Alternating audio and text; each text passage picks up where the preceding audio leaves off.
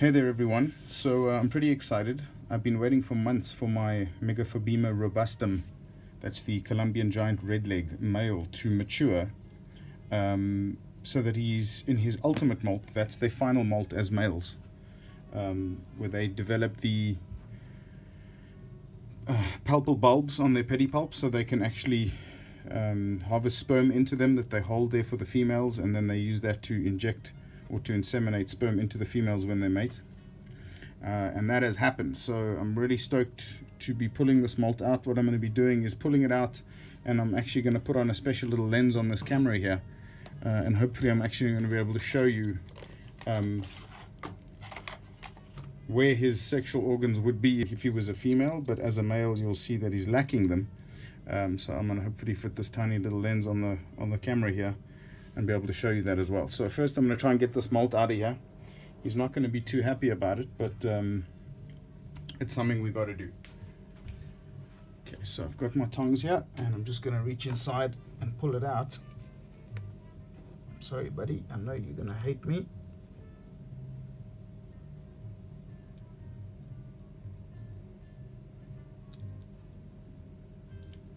Will he come out so we can see what he looks like? Generally they just lift their bums in the air and act all defensive.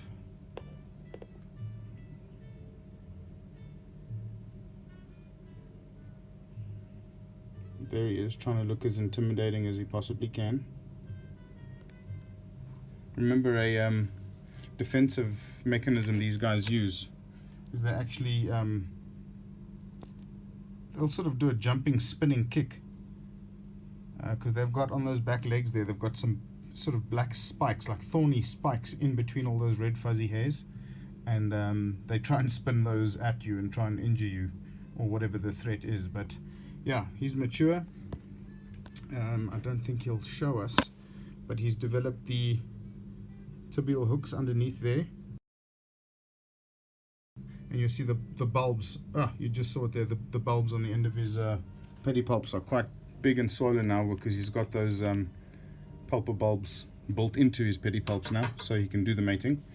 Okay, so I'm going to close this up again, and here we've got his old molt, or his old skin. So I'm just going to straighten this out first so we can see what we're working with. It's already actually been there a couple of days, so it's a little bit dry. So yeah, it wasn't last night, it was about 2 nights ago that he molted. So what I like to do, there's 2 sections to this rear end. This first part here, if that's their body now, this first part is obviously the coxa where the legs and everything go inside, but this part is the lower part of the abdomen, because that's how they molt. They sort of molt almost like they peel away from it. And then this part here is the nasty bit that has all the all the itchy hairs. So we're going to just separate these two quickly.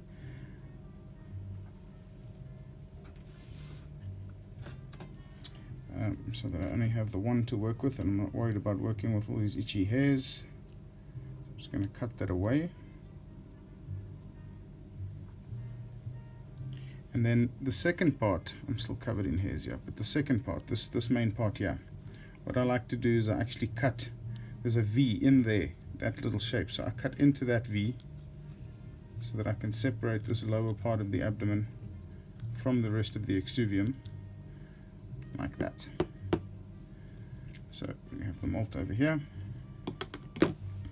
and you could probably already open this, especially with such a big specimen. Yeah, this is going to open quite easily, but I'll show you how I actually set this up so I can see clearly what's going on. But already here, if you can have a look, if I can get this to focus, you'll see here between the 2 lungs, let me just use this to point.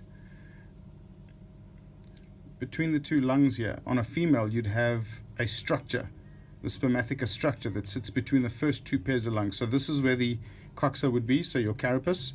This is the bottom of the spider. So at the bottom of the spider, that's where the genitals would be, between the 2 first set of lungs leading towards the back of the spider. And as you can see here, there's just nothing between the 2, but I'm going to get in really close for you if I can. So just hold on a second. We're going to attach this little micro lens. or macro lens, and I'm going to try to bring this right up to you now.